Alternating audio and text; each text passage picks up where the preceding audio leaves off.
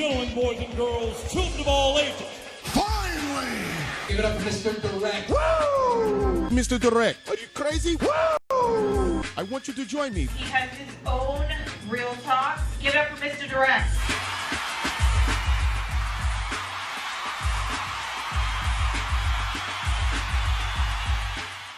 Ladies and gentlemen, boys and girls, children of all ages, you know who it is. You know what I do. You know what time of day it is. Ooh, we about to get the fire up in here. Ladies and gentlemen, what's going on? It's your man, Mr. Direct, doing what he does best, giving you a little bit of real talk on a Tuesday. And what do we do on Tuesday? We talk about sports. That's all. We do sports. Big shout outs to everybody. I mean, I don't want to do this, but I have to do it. I feel like I'm obliged to do it because so many people responded. I put together a little bit of a promo for you guys. And when I did the promo, I just did it like I just wanted to share it real quick. I just wanted people to know, like, hey, you know, dude, I'm out here. I'm doing my thing. I want you guys to recognize that I'm doing it and bring in a little bit of attention to it. I'm not gonna lie, it's a promo. It's a great promo, if you ask me. I'm gonna be a little arrogant for a quick second. It was a great fucking promo. If you don't respect the hustle, if you don't respect the game, excuse my language, because I'm trying to keep this as non-swearing as possible. But at the same time, I want you to guys know how so appreciative I am of the feedback. So I want to give a big shout out to everybody that commented on it. And not everybody. I don't want to go down. If I miss your name, it's not personal. I just want to say thank you. Big ups to Kristen Nevin. Big ups to Betsy Palmer, Glenn Kessner, Jessica Gardner, Wayne Curry Spells, Candy Rosario, Kyle Page, Rochelle Jones, Elizabeth Nichols, Elizabeth, right? You got something I can hit? Okay, I see how you're going with that. Marshall Von Scruggs, Deanne Lawrence, big ups to Amber Haig, Heather Lauder, big ups to Gina Kimberly Hyatt, Karima Griffin, Babette Golden. Babette, you know you're my girl and all. You know what the deal is. Big ups to Harris Parks, last dude that came in, said congratulations, said my name, do your thing. I want to thank all you guys for just, the love. The love to me means more than what you guys will ever understand. The love to me means more than anything. We got a lot to talk about tonight. We got a lot of things to get in. We got to talk about the Jets, the Giants. Got to keep it local because they're both losing. As well. You guys know how it is. It's your man, Mr. Direct. You know what I got to do. I got to make sure I bring in my man, the myth, the legend, the guy. You know who he is. Let me bring him over real quick. There you go. There's Akellz. What's going on, Akellz in the house? What is up? Another week. Back at it. You back at it, bro? It's good to have you back in the studio, man.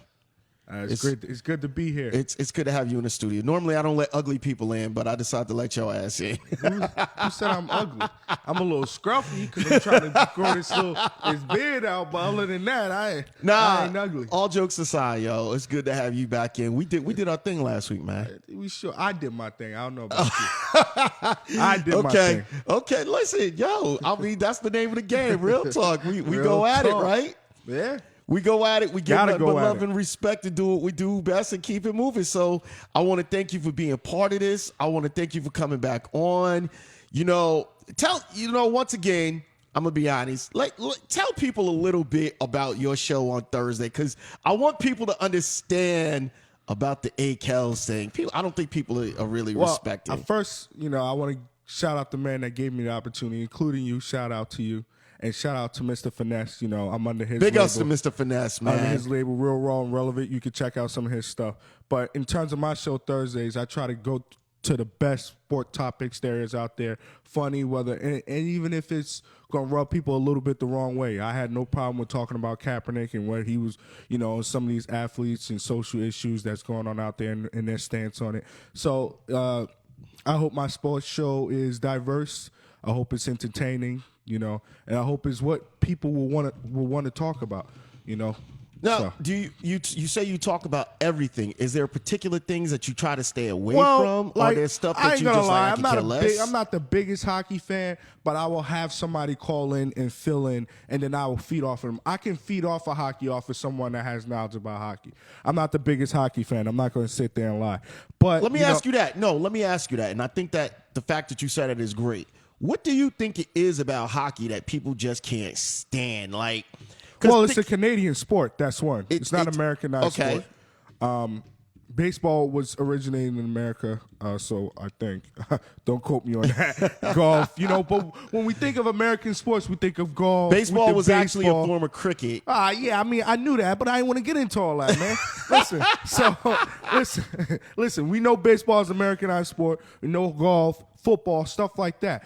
So that's one for me. Two, I can watch it, but only in spurts. Maybe because I don't understand it the way I want to enough to sit there and analyze. I like to look at games and analyze them and be like, all right, this happened, that happened because of this reason. And I can't do that with hockey. And I guess I'm just not really into it. I will get into it enough to talk about it. I can have a conversation with a person, especially if I watch the game. But hockey isn't my favorite sport in the world to watch. Have you ever been to a hockey game? No. I lived in the Midwest, for like 9 years. Okay. It's crazy to see You know what? people And that you know are what? excited. One of my friends actually said that to me because he was like, "Oh, the hockey season starting. You want to talk about it?" I'm like, "I'd rather you call in, you talk about it, give your intro because the Rangers and the Islanders are playing. I believe it's tomorrow night. So the opener, I know the opener for hockey's tomorrow. So he's like, "You're going to talk about it?" I'm like, maybe, if I, get into it, get around to it. But if people call in and have hockey questions or want to talk hockey, feel free. No problem Give with them it. the information. Tell them how to get at you, man. Like, Well, tell you can them- get at me on Facebook. My Facebook is Akellz or Abe Kelly. I always go live with my radio show. I go live on Facebook. The call-in number, let's see if I'm smart enough to remember it off the top of my head. It's 657-383-0106. So that's the call-in number for the show. If you want to call in, talk about any type of sports or any subject that I'm talking about you want to piggyback off of and talk a little bit, why not? I also got a Tuesday reaction show I do early in the day. Now, that's fun because I'm taking dumb sports topics and we're reacting to it. We're reacting to Odell Beckham getting beat up by the kicking that.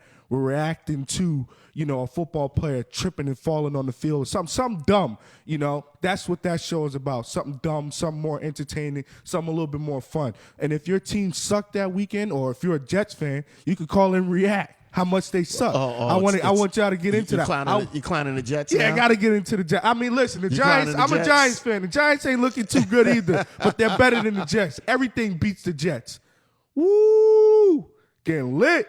Getting lit up in here. I didn't take a shot last night. Man, I had to getting take a lit. shot tonight.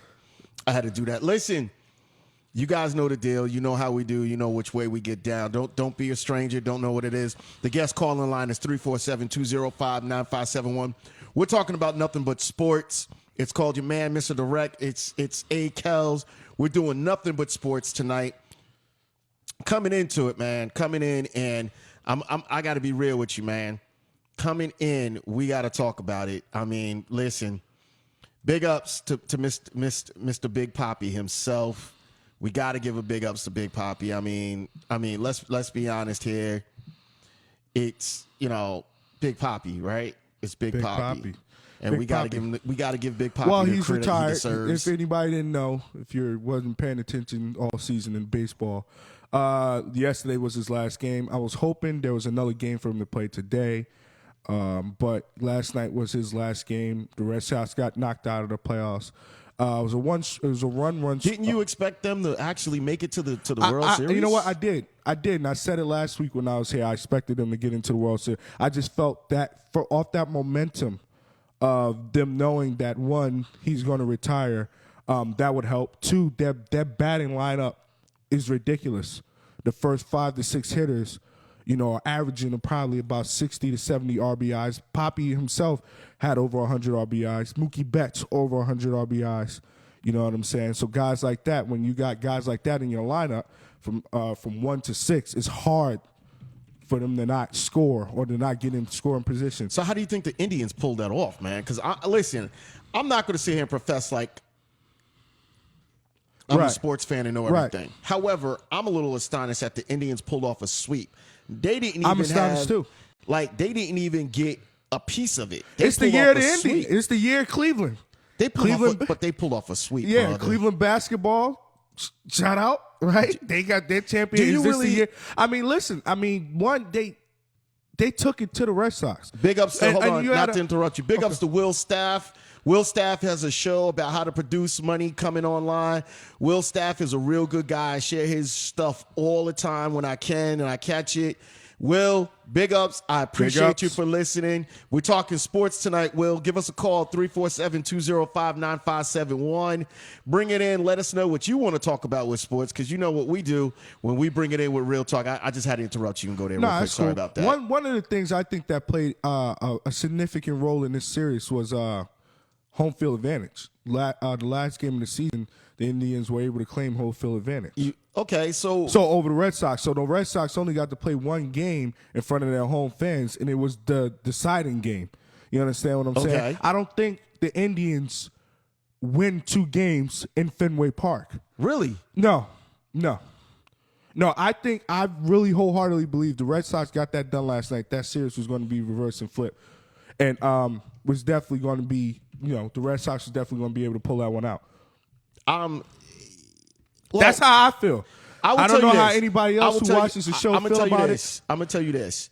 I honestly think that one of the things that we have to accept is that with baseball, what is supposed to be don't always happen. No, it's a crapshoot. You never get especially nowadays, you never get the team that's supposed to do it all that ends up doing it all. And understand this. I don't know every stat line from the game or every big play that happened, but understand this: these teams were practically evenly matched. I just said it. The Cleveland Indians got home field advantage on the last day of the season over the Red Sox. You understand what I'm saying? So it's not like it was. Let me ask you this: do you think baseball has changed that you can't have juggernauts like the Yankees? And before you answer that, hold on, I got to take this call real quick. Hey, thank you for calling in to MisterDirect's Real Talk. Who we got on the phone? Hey, this is Will Stop. You told me to give you a call, so I'm calling you here, Mr. Direct. How are you? Mr. Will, what is going on? How are you doing today? I'm good, man. You're talking about my Red Sox. I grew up in New England, so yeah, I'm pretty bummed if you ask me. I'm bummed for you, man. I think I wanted to see that. I wanted to see that. Well, happy ending. I think. Go ahead. Oh no, I'm done. I'm ready to hear you. I want you. You grew up in Boston, so. Oh, all right. Okay, that's cool. First of all, Will, No, I Will, think- hold on for a second. First Yeah. of all, I'm sorry that you grew up in Boston. My condolences to you. They win a lot. I mean, they win a lot. New England and Boston. First of all, New England and Red Sox, they win a lot. First of all, I'm a diehard Yankees fan. I'm not going to say I know stats for stats and all that, but I'm a diehard Yankees fan. I rock a Yankees hat all the time, everything I do. And so from the bottom of my heart, you can kiss my ass, you crazy ass Boston wow. Red Sox fan. I got Wow. no love for you. I just want you to understand that. No love at All all. right. You know what? I hear you, man. Real I guess quick, I'm mocked for life here, yeah. real quick, and then I'm gonna let you get into your points. I respect greatness, and Boston is great. The New England Patriots are great. They win all the time. And the Boston Red Sox, they Big Papi, he's delivered some championships. Me and you are going to get into it later, man. Will, go ahead. What you got is, first of all, Will, I want you to tell people a little bit about yourself. Tell them a little bit about who you are and what you do. Oh, sure. Yeah, my name is Will Stoff, and I have a website called Stoff Solutions, and I help people try to promote themselves online and learn more about social media. I'm working with a group that really helps you get your name out there and get more likes on Facebook and try to get more traffic to your website and really try to get more contact, especially if you're trying to build an online business. So that's basically what I do online out in the internet there. So, but you're also a host. Like, you host shows, right? oh yeah, I guess I do. No, yeah, that's my day job, right? But no, I do more. I've been in radio for 16 years. I've done morning radio, mostly country music. Okay. I've worked all over the country. I have worked in top 40 before, but that's been mainly my main focus and format. And I've done morning radio for a long time, and work in the radio industry is always fun. It's always interesting, and it's always surprising. So that's kind of what I do full time. And I'm in a small town right now. I'm in Dublin, Georgia, in the middle of nowhere in central Georgia, and my show reaches into Macon and Warner Robins, but it's a great company I'm with, and everybody seems friendly. So I'm having fun. No, that's absolutely great. Now, let me ask you something. How do you feel about your Red Sox being like your Red Sox didn't even do shit? Like, that's how bad it is. Your Red Sox didn't do missed opportunities. Your Red Sox went in, and my man Akellz over here actually said, "Hey, they're the favorite." Yeah, they're the favorite to get swept. They got slick. They didn't even listen. I don't want to hear about all the bats they have when they didn't even show the fuck up. Like, I'm keeping it real talk at this point. They didn't even show you up. Sound like a typical Yankee fan. Listen, damn sure does. Listen, this is called real talk. So when I do real talk, I keep it gully. I don't care what no one says. If you calling in here expecting somebody to feel bad for you for whatever reason, my Yankees lose. Everybody talks about we're the empire and we expect to win every year. The Yankees are dumb if they think they're going to win every year. As a Yankee fan, I know that we are still in the middle of rebuilding. Period. You can't convince me of nothing. Oh, yeah. If they fall short, then they're just not good. Get the hell out of here with that. That's nonsense. I'm not hearing that. Not hearing it. Well, I've seen that movie. I've seen that movie Moneyball at least 5 or 6 times. That is my favorite movie of all time. There with Brad Pitt, and I really believe I think that changed the game forever, and I think that affected the Yankees in a huge way. Right. I think it affected the Red Sox too.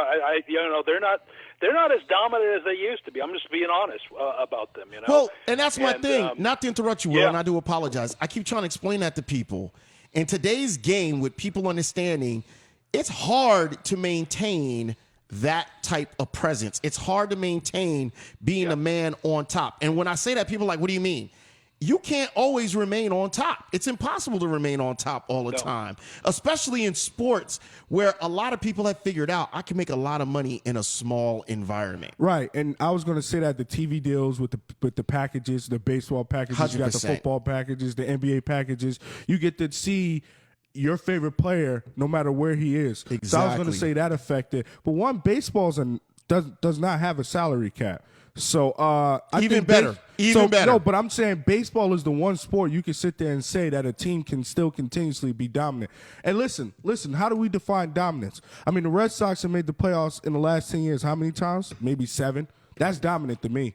And you might have a point. And my point is, you don't have to win a championship every year to be dominant. But I think in baseball, it's going to be a while before we ever see. It's going to be a long time before we ever see. It's going to be a long time before we see another dynasty in baseball. And that started a long time ago. It's going to be a while before we see that. All right, yeah. I mean, the closest thing to a dynasty right now, maybe you could say the San Francisco Giants. They've won it, twice in the last 6-7 years. So and that's what I mean. Yeah, I mean, but it's good. You need competitiveness. Well, I know that you're a diehard. I know you're a diehard Boston Red Sox fan. How do you feel about Big Papi's chances of going into? How do you feel about his chances actually going into the Hall of Fame? And I'm sorry it took me a while. I'm trying to remember what I was going to ask. Do you think he has a good opportunity to do that? Old age. It's old age. Yeah, fuck you. Yeah, absolutely. I think, especially games that I've seen him, and I've been following the Red Sox ever since the ball went through Bill Buckner's leg, so that's how old I am. But I was a little kid back then, so you got to give me a break. But I'll give you a break. But no, I think so, and I think he's just a powerhouse. And the other thing too is that he's a guy that's just got a really awesome attitude, and he seems like a guy that's just happy to be a team player, and a guy that could have easily left the Red Sox at any given time, especially after they won the World Series, where you just had a mass exodus of players going everywhere. Johnny Damon went to the Yankees, and all the other big time pitchers of that and the Red Sox they just got bought off by everybody. And Poppy still stuck by it all those years. So I mean, people in Boston love that guy more than any other player that I can possibly imagine. Maybe that's the Red Sox fan talking and not the stats guy talking. No, you got a point. Endeared. You know what it is? A lot of players sometimes look at a check, no matter where they go. No matter where they go, it's a check for them. I think he literally endeared himself to the Red Sox base, meaning the fans there, and he made himself there as, listen, I'm here. And as well, let's be honest. The Red Sox had not beaten the Yankees in a lot of series, and I forget what year it was. They were down 3-0, not 3-1. Oh, you mean when you talking about when the best 2004? closer? Yes. You talking about when the best closer in history blew that? Yes. And then they opened the door for them? Yes. That's the series? Yes. Was that in 2004? I think it might have been 2004. That was I believe it. Mariano Rivera. Let me tell you, Mariano Rivera blew that. But take away from that, Big Papi in the World Series always steps up. Always steps up. Never have you ever been able to say he's not going to step up. And look, real quick, can I just give David Ortiz his postseason stats? I just want to throw that out there. So he averages 0.289 his average hitting, 17 home runs, 61 RBIs, no stolen bases. Well, we don't know him for steals. He's a little too big. He gonna get caught. He gonna get caught. And an OPS of 94%, 95 if you want to round up. So this postseason, I mean, he really didn't have a big effect. He just drew him. He drew him one run. But didn't he DH? Wasn't he? He DH and everything. Now, so okay. So I appreciate you saying that. Hold on for a second. I think that's going to be a problem for him to get in because he is just he's not playing defense. Right. The couple of years that they had him, the problem with Big Papi, and this is what a lot of people are saying, Big Papi literally only played defense for 2 or 3 seasons. When he came over as the DH, he stayed the DH. He didn't go anywhere else and say, hey, maybe we'll try this. Maybe we'll try that. He stayed a DH. So are we really saying that the Hall of Fame is going to let somebody that just came in and could only swing a bat and couldn't sit on the other side? I'm just asking. What do you think? You want my opinion? I'm asking Will. I think it's a bigger. I'm sorry. But I think he's like a bigger than life personality. Absolutely. I think some people are. I think that plays into it too. Now, if he was an asshole, maybe not. But I mean, he's not. And there's so much love for Big Papi, and there's so many people that like him. No matter what team you're talking about, nobody hates Papi. Right. I'm gonna give you that because you're right. Players that you love to hate, right? Right. And he was the face of baseball. You can say he was one of the faces of baseball. Even this year. Let's go back. Understand though. Let's go back. He did this season. He did come up. Let's come up. He did come up. Allegedly, he came up as being on that list for being. You know what? You know how I feel about that list. I'm just saying he's one of the people their names were thrown out there. But the guys that got caught. I feel like there was a lot more people out there that used performance enhancing drugs and just didn't get caught. Guest calling line is 347-205. If you want to join us and talk about Big Papi, it's 347-205-9571. Check us out. It's Akellz. We got Will Staffs on the phone, and we're talking a little bit more about Big Papi. Should he be in the Hall of Fame or should he not? For me, it's not that I don't think he should. What I understand of baseball and what I understand of numbers alone, he should be there. What I'm saying is that are they going to be willing to put a man who only played offense in? Will, you're on the phone. What do you think about that as a holdback on him? Yeah, I hear what you're saying, and you got a good point too, because I mean, you just kind of look back at his career. I mean, he didn't have one of these years that he was just dominant, every single year. He had some really, couple of years that he was just in the doghouse, and look at 2004 all the way up until now, And boy, there's a point in time where he just sucked, and you're just thinking to yourself, boy, is this guy going to quit? You know, and so, but then he's brought himself back up. So I don't know. I mean, yeah, I would sympathize with that point. I think, yeah, you know, he is. You got to look at it as the whole picture. But like I said, I mean, we're in an age where personality and presence speak volumes, and sometimes people overlook stats, and maybe they shouldn't, you know. And maybe, you know, I mean, give perfect example. You know, the obvious example is Pete Rose. You know, Pete Rose. Everybody says she should be in the Hall of Fame. But it's because you know what? The whole gambling thing, and I'm going to give you, let me tell you something right now. I'm going to give you credit for bringing up Pete Rose. And this is why. Because he's a perfect example of someone, despite the fact that he's not in baseball, that should be in baseball. And here's why. He was Mr. Baseball before there was baseball. And a lot of people forget that. Mm-hmm. He was Mr. Baseball. And not before baseball itself. No, we get it. But when someone calls you Mr. Baseball, when you are the all-time leading, like you got more hits than anyone, I understand that he gambled, but was it his arrogance that is keeping him out? It is amazing to me, and I'm going to say this honestly, it's his arrogance that keeps him out. It's not that he doesn't belong in Baseball Hall of Fame. It's that his arrogance is so F you, I don't care. If you don't let me in, the people know who I am. I think that's what stops him from going into the Hall.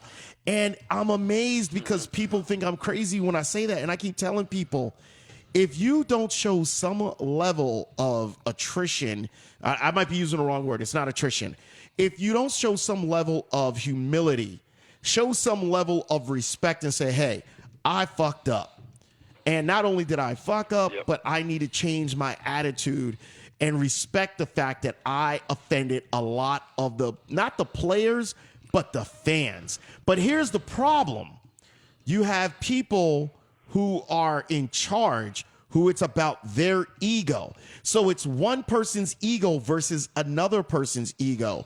And that's just a little bit about the Pete Rose. What were you going to say, Akellz? Well, all I wanted to say was, in terms of Pete Rose, he's banned from baseball. That's why he's not in the Hall of Fame.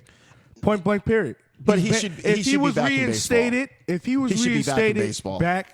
he was reinstated, then he probably would get into the Hall of Fame. I mean, you look real quick, and this is not getting off of baseball, but this is a person who should be in the Hall of Fame right now, but that isn't because of their personality. Look at a guy like T.O., all the numbers, top 10 in statisticals and everything as a wide receiver, but you know, was he the best teammate?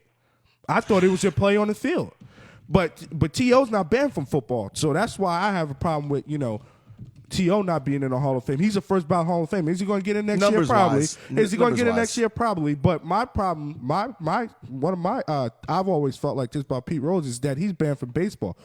He shouldn't be in the Hall of Fame. Because he's banned from baseball. No. You have a point. Listen, Will, I want to thank you for calling out. I really appreciate it. And Will, I am going to get back to you. You guys don't know, but we're setting up to do a whole entire show with Will himself because he's got a really good thing that he's doing. It's about networking. And if you guys don't know about it, you're about to find out about it because that's what we do here. We network with everybody and get them involved in what we do. Will, I want to thank you for calling in so much. Thank you very much. I appreciate it. Call in anytime. You got an open invite, Will. All right, sounds good. And I guess we'll talk about networking the next time you do a show. Yes, is that what you're saying? Or I'm going to be talking to you offline tomorrow, but we're definitely going to be talking about bringing on and doing All right, that's cool. That's cool. Doing a whole show about you. I appreciate it. And thank you so much. I'll keep listening to your show too. Thanks. Thank you. I appreciate it. We'll be back in a moment.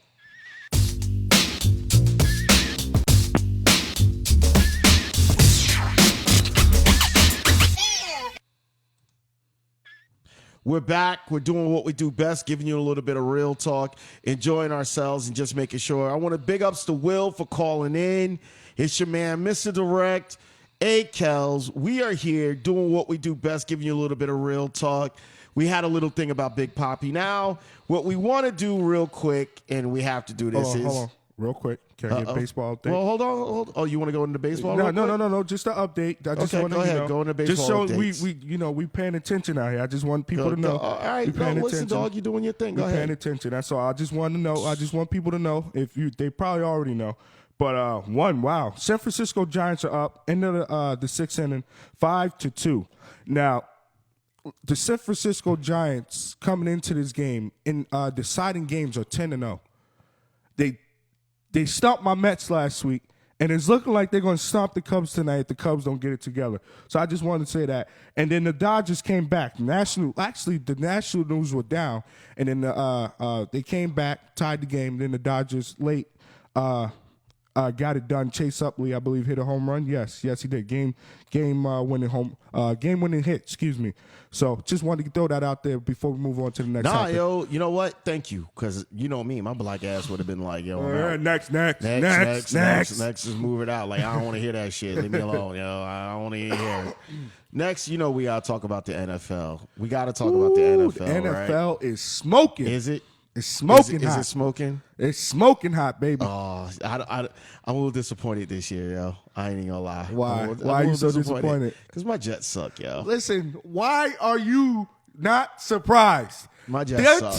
This is the team that was, God must have gave y'all touched the Jets last year to have Ryan Fitzpatrick throw 31 touchdowns last year. Well, gave y'all the perfect. We gotta get into that. I want to hear that. Go ahead. Here's why I have a problem with the Jets and their organization. Okay. First of all, I don't like your owner. I don't like how he does business. He sucks. Ever since Tim Tebow, he sucks. Okay. What do you mean? Hold on. He sucked before Tim Tebow. Well, I mean, He did. Don't go to Tim Tebow. But that finalized it. That was like, okay, he definitely is a sucky owner. But the last go around, he did his due diligence. But whatever. Here's my problem with the Jets, right? I felt coming into this season, you guys had the perfect, because I knew you guys with this rough schedule, I knew you guys were going to struggle. You guys had the perfect alibi to be like, oh well, this is why we suck. If you would have started Geno Smith as your quarterback and maybe got you another cornerback or something like that. Hold on. Wait. No. I've always felt, first of all, Geno Smith has a better and bigger arm than Ryan Fitzpatrick. The thing that Geno Smith doesn't have is that memory to not be able to move on from the next play. Ryan Fitzpatrick had a pretty good game, right? Ryan Fitzpatrick had a pretty good game. Hold on, you gotta hold yourself right there real quick. First of all, let me explain something to you, because I think you're a smart man. Very smart. You're a very smart man. In certain aspects, I'm no smart genius. Man. I'm gonna give you credit. You're a smart man. That's number one. Number two, let's clear something up. Geno Smith got knocked the fuck out over $600. What that got to do with anything? He's a punk. He is a punk. He's a punk kid. That's why his ass is not starting and why Ryan Fitzpatrick is starting over him. He got knocked out over. Hold on. Don't interrupt me on this one. Let me finish this, okay? What kind of a punk ass are you to be the quarterback on a team and stiff your teammate for $600? You didn't show up for the event.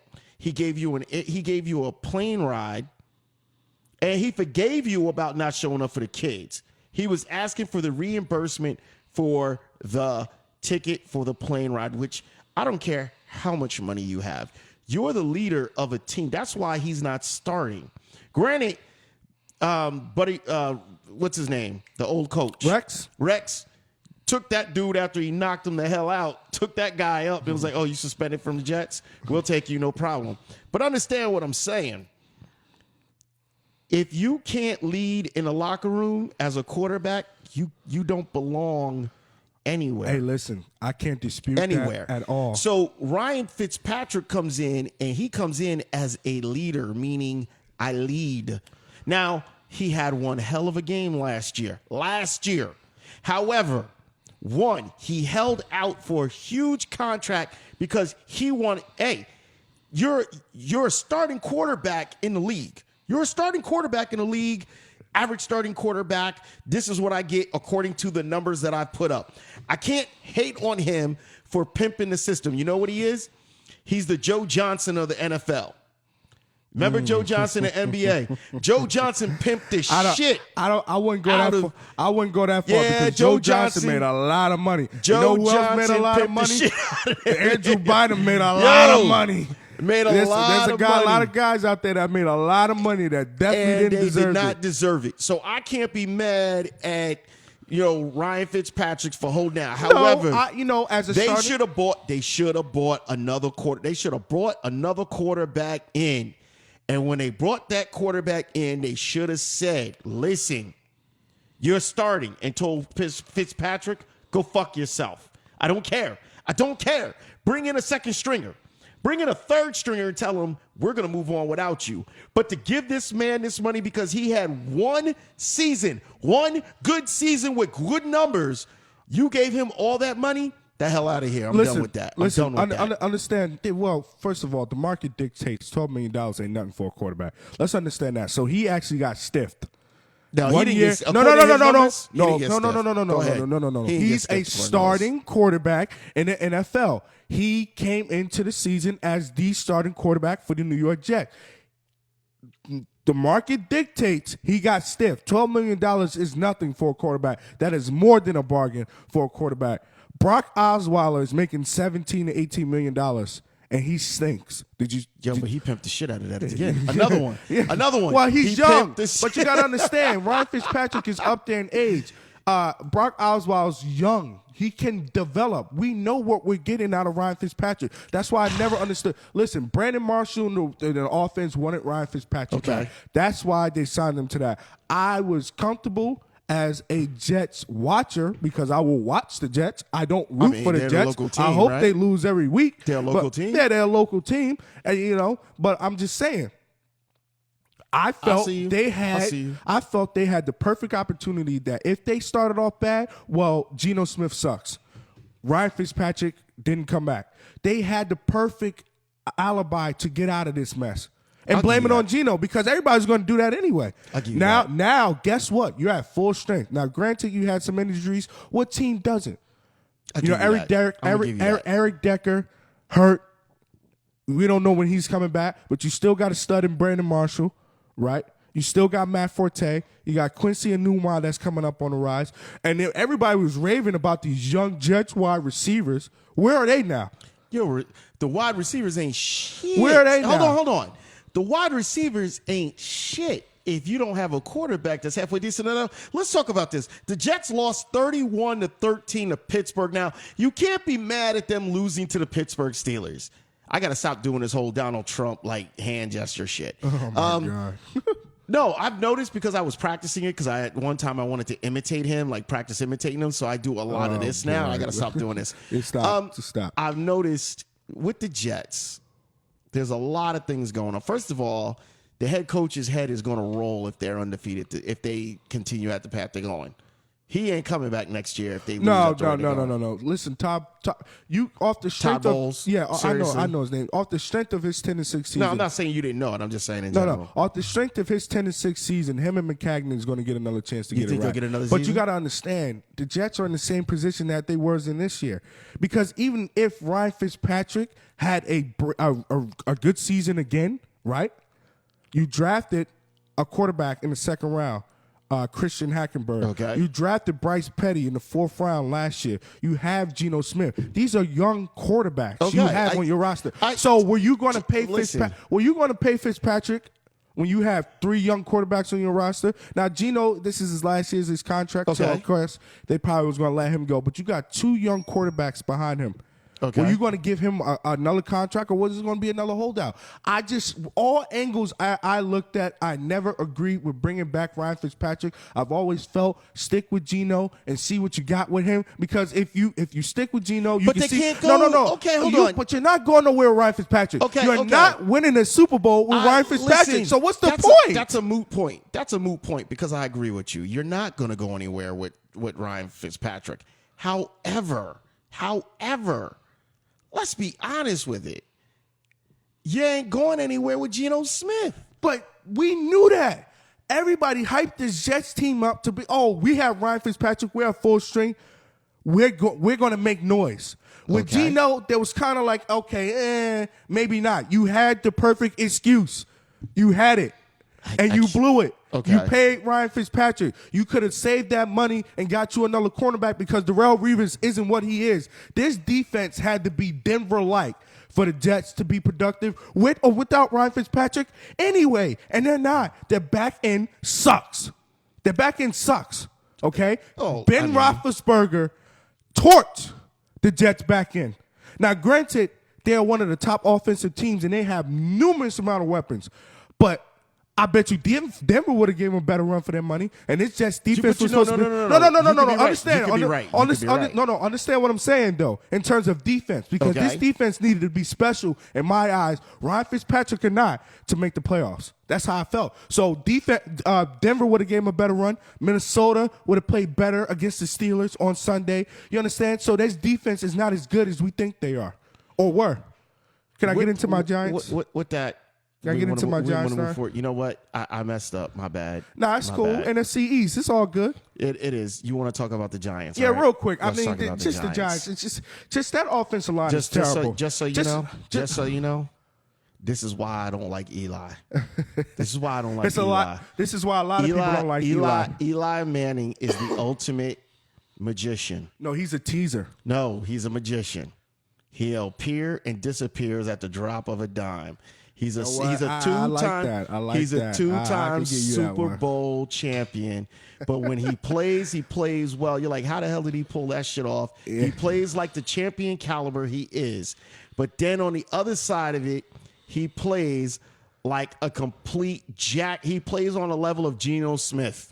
Let's be real. I wouldn't go that far. I'll say like Alex Smith. Don't play the man now. He plays like a mediocre quarterback. Right. Like I'm just here collecting a check. Right. He does look like he has a little in him. But listen. Come on. Listen. Eli knows what it takes to win a championship. Is it coaching?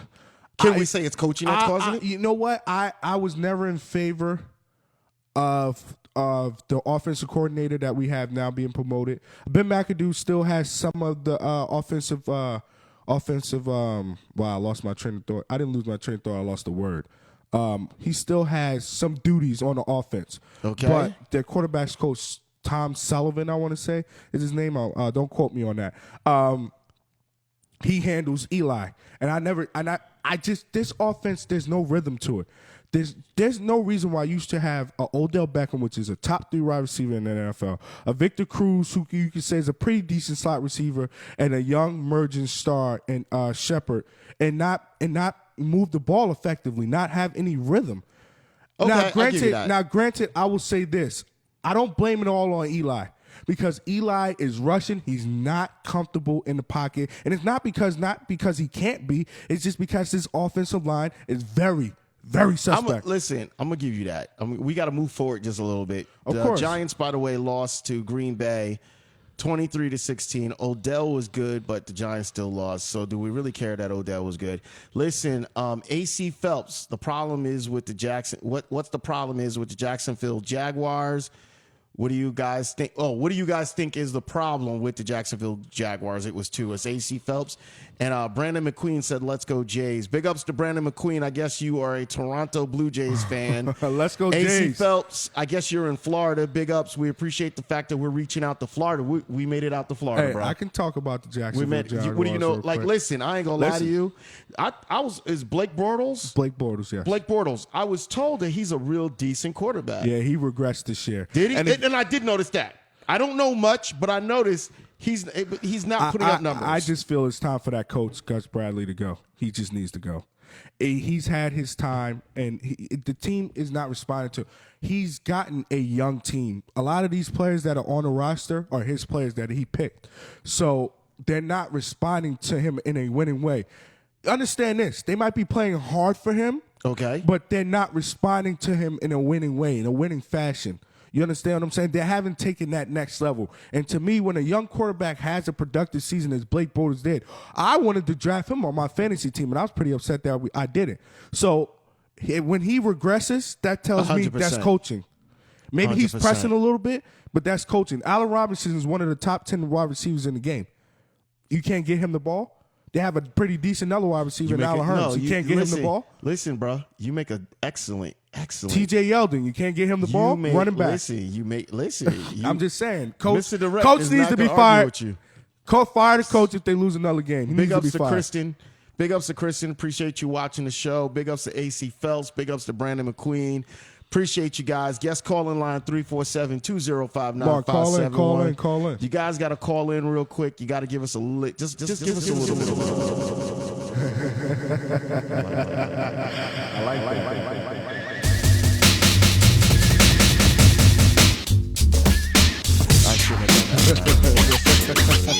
I like that though. It sounded spooky. It is Halloween time, ain't it?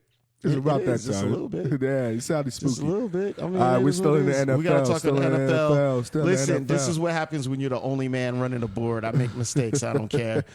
We got to talk about this is the reason why we're in the NFC East, and we got to talk about it. Dak Prescott. Okay. The reason why we got to talk about Dak Prescott is real quick and easy. Jerry Jones is still determined that Tony Romo is the Cowboys' number one quarterback when he comes back. Now, before we get into it, and I don't know stats much often, and you and I got the stats before the show started. So let's look at the numbers for Dak Prescott. Okay, his passer rating is 101.3. He's got 4 touchdowns, no interceptions, 69% completion rating. 8 yards a catch and rushed 19 times for 61 yarars. Here's the thing. All right, so I wanted to. Can I? Go ahead. I'm so sorry to cut you off, man. You good. You Gucci. No, I wanted to say that because there's 2 stats that when we were looking at, I'm like, all right, there's a good run. His rushing. He's run for 6. He has 19 attempts. So how many yards? Could you tell me again? 19 for 61 yards. So that tells me even when he's moving within the pocket, he's not looking to run. He's looking to pass. And for a young quarterback in the college system that he was in, that is remarkable. Just wanted to say 100%. that. And AC Green did say that he agreed with you what you were saying about the Jacksonville Jaguars. Thank you. AC Phelps, man, call in 347-205-9571. Join the conversation. We would love to have you guys on board. Any of you guys, just call in 347-205-9571. We're talking sports with Akellz. It's your man, MisterDirect. We do it best on Tuesday nights. We just give you a little bit of sports, real talk. No filters, no agendas. We just call it like it is. And if you don't like it, fuck you. Keep it moving. That's how I get down, yo. I don't care. I get down a little less than that. You ain't hot, but that's why I call it real talk for a reason. I get you. I call it real talk for a reason. Like, I'm sick and tired of when you listen to these shows and dude gets close to swearing. He's like, yo, I can't do that.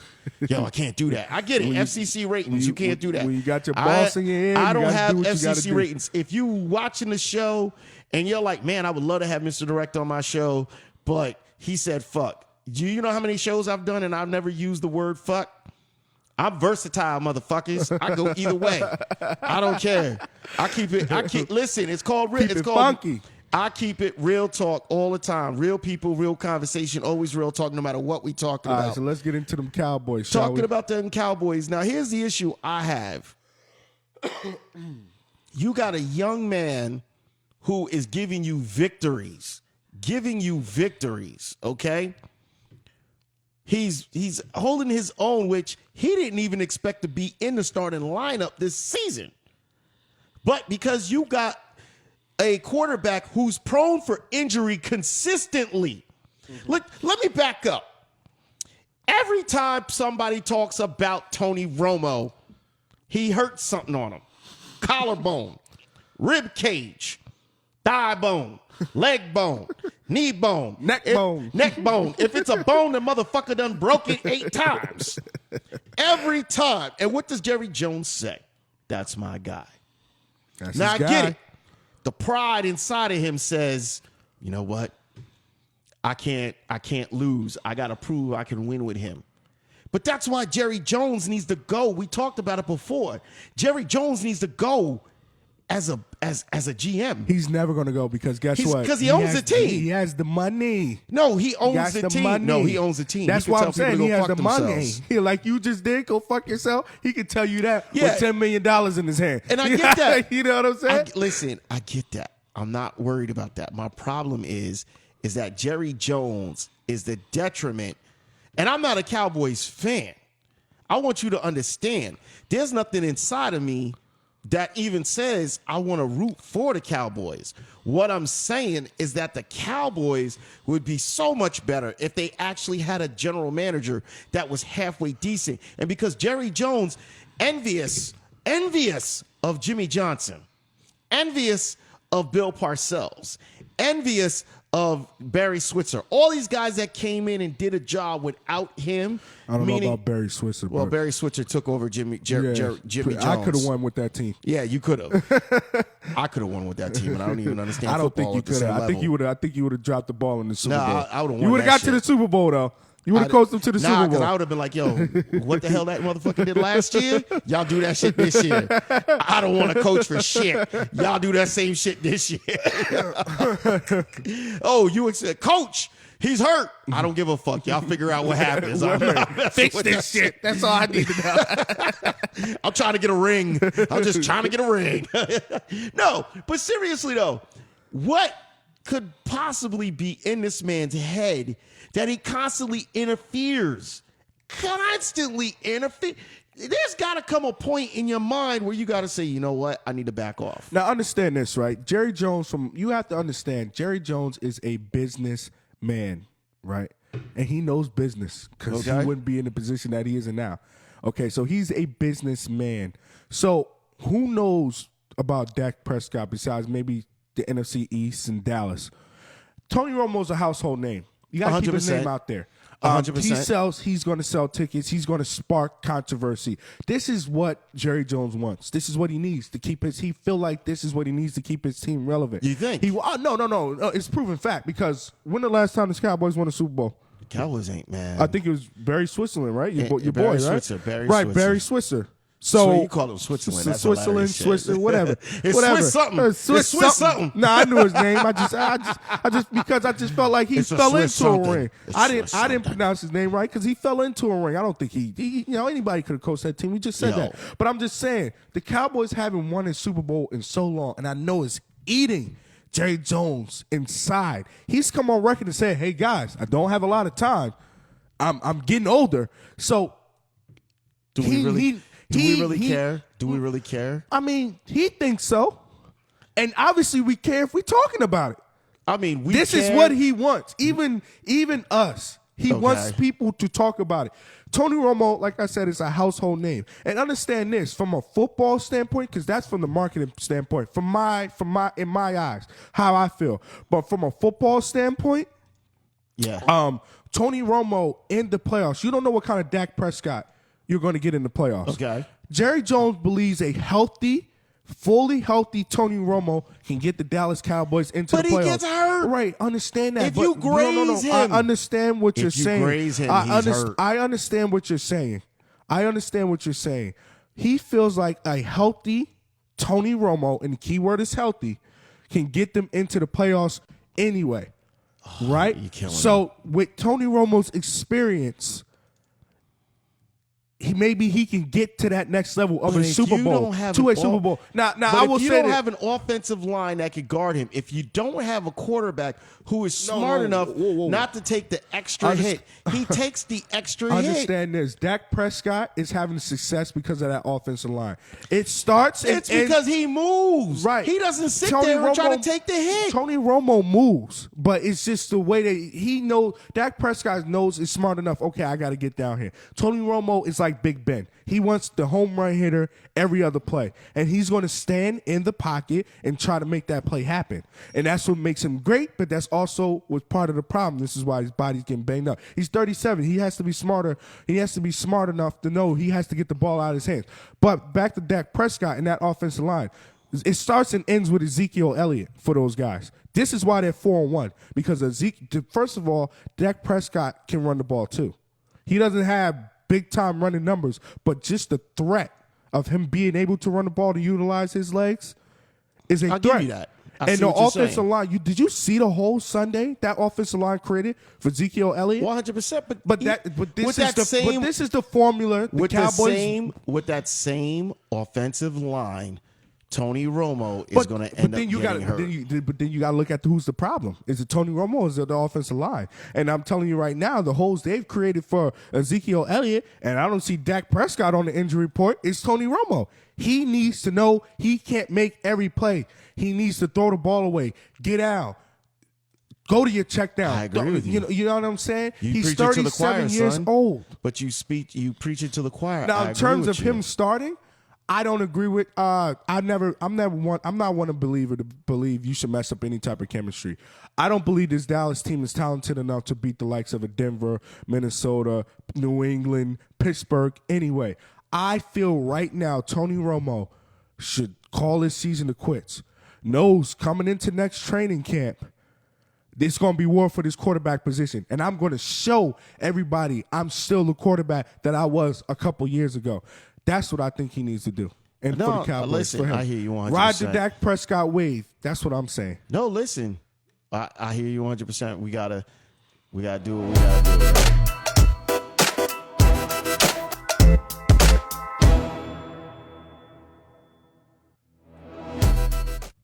Coming out of that, we want to talk a little bit about the new age quarterback. The reason why we wanted to talk about this, and right now what you guys see in front of you is Cam Newton. There's a reason why we want to talk about this.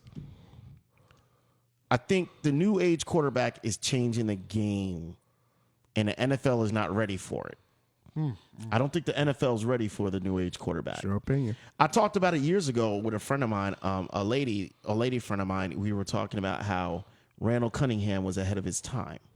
I will agree with, yes. Randall Cunningham was a moving quarterback, and they weren't ready for him. But just understand, Steve Young could use his legs too. No. Favre used his but legs. I'm saying in general. No, of course. He was the ahead of best his at time. it. Yeah, of course. It seems that the NFL, to a certain degree, in my opinion, still, to a certain degree, hasn't caught up, but they've caught up quite a bit. Mm-hmm. That if you are a good quarterback, you should be able to navigate. Now, what I will say is that the NFL has also started bringing in guys that were a little bit more athletic, meaning you knew this guy could play multiple positions. No place else will we say that this has been a problem than we will say at the quarterback position. A lot of times with these athletes, not quarterbacks. And when I say that, athletes coming out of college playing the quarterback position. Can I ask you a question? Go ahead. Who do you consider an athlete that's at the quarterback position right now? Colin Kaepernick is an athlete. Well, by the way, he will be starting on Sunday, yes. Ooh, that's going to be electrifying. It is, but he's an athlete. He's an athlete. When you're in okay, let's back it up. When you are a coach and you're coaching Pop Warner.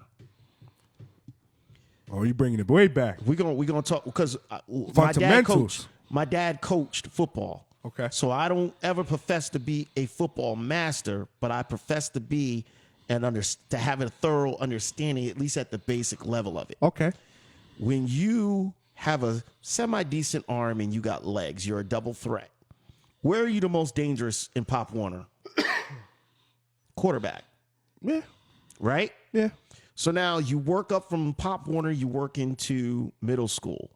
You remain a decent arm, decent size, great legs. Because speed can't be taught. I mean, it can be. You could coach it up a little bit because of the combines. They've shown that people can put in impressive numbers. But at the same time, you can't teach speed and reflexes and, right. When people more are of that reacting. stuff is God-given. You're 100% right. So now you're in middle school, right? Mm-hmm. And you're doing the same thing. So now coaches see you and say, well, he's already playing a quarterback. He could toss. He can run. It's watered down. You've got 50 million players that just want to say that I played, right? Okay. 1% of high school players are actually good, that they're going to make it to the college level. 1%.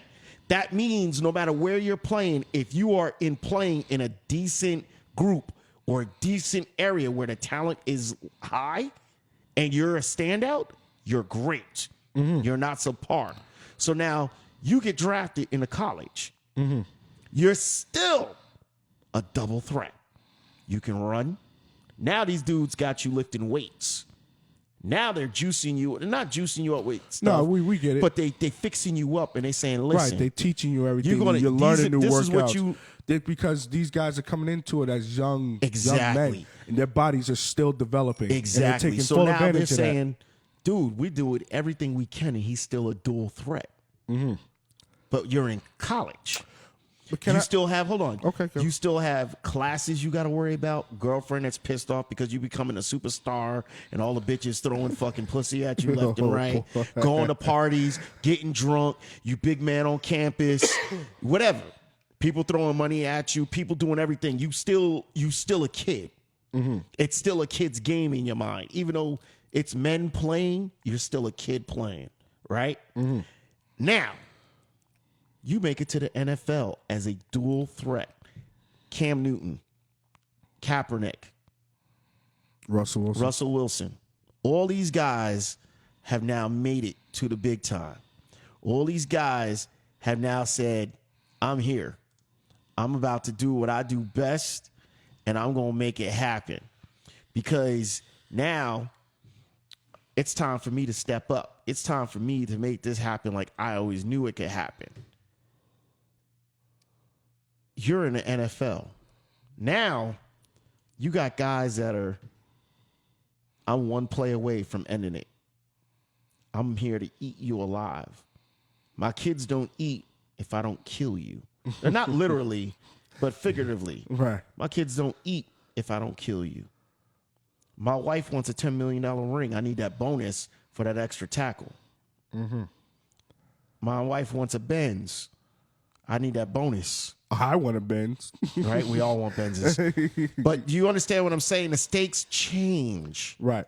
Dramatically. You went from boys to men. Exactly. The stakes change. Now, all of a sudden, you're an athlete. You're not a position player. You're an athlete. Okay. That changes when you go into the NFL. Because the NFL are position players. I'm a center, always been a center. I might have gone to the left tackle, might have gone to the right tackle, but I've always been a center. Mm-hmm.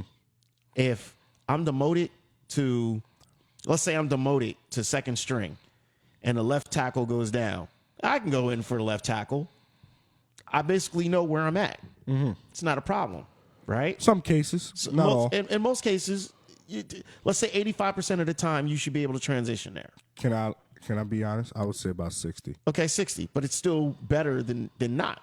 Right. So with that being the case, let's change that over to quarterback. Mm-hmm.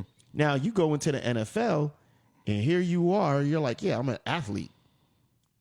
Man, fuck you. We're all athletes. That's what it comes. It changes in the NFL. We're all athletes. And the We're NFL, all athletes. Listen, everybody's fast in the NFL. Everybody's strong in the NFL. Everybody's smart in the NFL. And you got to understand, like you said, these guys are out there playing for contracts, playing for livelihoods. You know, exactly. But back to the new age quarterback, and that's what I was getting to. Yeah. So if you want to wrap it up, go ahead. Your new age quarterback, and everything you're trying to do is bring them a victory with your legs, with your arm. Okay. Most of these, let me tell you something. Peyton Manning, Eli Manning, had a father that taught them how to play the quarterback, studying tape. If you're a black athlete, hardly anybody's teaching you to study tape. Mm-hmm. I'm sorry, they're not. Most black athletes are studying tape when they get to the last year of college and into the NFL. Okay. Because that was the biggest knock on Cam Newton for a while. He wasn't that good at studying tape because he was such a phenomenal athlete that he could make a difference in college. Mm-hmm. Now, here he is in the NFL. He's making a difference. However, he's getting knocked up. Why? Because he still relies on his legs and not on reading. He goes through his transitions. He reads them. You see him reading. No matter what he does, you see him reading like, okay. But he hasn't relied on the arm to the same degree. Now, my point about all this is what's causing us an error. This is what's causing us issues with the new age era athlete. Because I'm going to go to the NFL and play quarterback. Prime example, Tim Tebow. Okay. Mediocre, above average athlete. Above average athlete that could not cut it as an NFL quarterback and it's not because he doesn't read. I believe he studies. He's one of the guys I think studies. It's because he's an athlete. And he should have been willing to change positions if he loved the sport. Right. And everybody, I almost think you're born to be a quarterback. I don't think you can. Obviously, your skills can be tamed or whatever, but you're 100%. But you're almost born to be a quarterback. So another guy you could throw out there who's having success this season is a Terrell Pryor. Prime example, big time athlete. Changed positions. Right, but he changed positions. But a big time athlete in high school. Decent athlete in college. I didn't like his game at the quarterback position at Ohio State, but came into the NFL to be a starting quarterback. It was the starting quarterback for Raiders. He bounced around a little bit, but you got to understand something. You have to be able to read a defense and manipulate the pocket. Tom Brady isn't the most athletic. Peyton Manning is not the most athletic. Eli Manning, Aaron Rodgers. Aaron Rodgers can escape the pocket, but 100%. These guys know how to work within the pocket. Sliding. 100%. All it takes is a little slide to the left to avoid a defender 100%. And make a play. All it takes is a slide to the right to avoid a defender and make a play. A step up within the pocket to still have all your vision throughout the whole field. That's all it takes. Now listen, you are given a God-given talent to run. I hope you're not knocking Cam Newton for using his legs, but I want Cam Newton for him to take that next step, because even when he won the MVP last year, I still felt he had a lot to work on because Denver, to me, exposed him. He's still not comfortable within the pocket. And if he can't move out of the pocket and you take away his first or second option. What does Brady do all the time that he does so well? He could take 3 steps to the left. Right. And toss. It's 3 steps to the right and toss. He's manipulating the pocket. Drew Brees is another guy. He can manipulate it. And the best thing about them is the better quarterbacks, they manipulate it according to where the pocket shifts to. Listen, so the point you were making from middle school and on, and this is one of the things with Tim Tebow, a knock. Merrill Hodge, one of my favorite analysts on ESPN, made this point. And I remember he made this point years ago, and I still remember it. When you're taught something from young and it's embedded in you, when you get to the NFL, it's almost virtually impossible to break. If you were taught, okay, go through your first progression, maybe your second, and take off. And that's what you're going to do. He can go to right. Exactly. Right, yeah, that's what you're going to do. So we look at a guy like Russell Wilson who does that, but does that at a very efficient rate. He's looking to make passes. Dak Prescott, we mentioned earlier, we gave his stats, we gave his running stats because they wasn't that impressive. But we did that on purpose because we wanted to show and preach that, yes, he has the ability to run. His system in college was a wildcat type spread offense type system. They utilized him a lot to run, but he's not running in the NFL. He's looking to pass more, even on the run. And this is a guy that's coming from a run-based offense in college. 100%. This is what Cam needs to learn. Hopefully Kaepernick has learned. This is what Russell Wilson has done. Russell Wilson makes a lot of plays with his legs. But he also makes a ton with his arm. And he's more comfortable within the pocket than a Cam Newton, a Kaepernick, or what's another quarterback we can name out there that's young and up and coming that, aren't getting it yet. Even I throw Teddy Bridgewater out there a little bit. Well, you know what? Yeah. Teddy Bridgewater destroyed his knee. I don't think he's coming back. He better come back. Nah, I don't think he's coming back. He destroyed his knee. They said he can come back. He tore his ACL. No, it was worse than that. Yeah, he tore a couple other things. He tore too. the meniscus. Yeah, he tore the meniscus, the ACL. I will say this. They said the only thing that was good is he didn't do nerve damage. Mm-hmm. I will say this. The only good thing is that he's a quarterback, and he wasn't a scrambler anyway. So at the running back position, he was a pocket. Yeah, at the running back position, that's done. You're done. You're done. Like Marcus Lattimore, the guy from South Carolina that tore his knee up twice. It was kind of the same type of injury. Yes. You're done. Wide receiver, you're done. You're done. Because you need your legs to be effective, to make money. So. Yeah, I still say Teddy Bridgewater's But done. listen, out of the three, right? Because the big thing that killed me last year was people with this Cam Newton. Oh, MVP. I got it. It was just the perfect storm last year. And now they're 1-4, and I guess what I've been saying for a little while is coming to fruition. Is Cam Newton that good? Is this Carolina team that good? And I'm not blaming it all on Cam. The defense is underperformed, but they really could have used Cam last night. They could have. Right? They really could, because that was a game that possibly could save their season. Because I'm not sold on the Falcons yet. They're 4-1, but it's always something they do later on in the year, in the second half of the year. I'm just like, okay.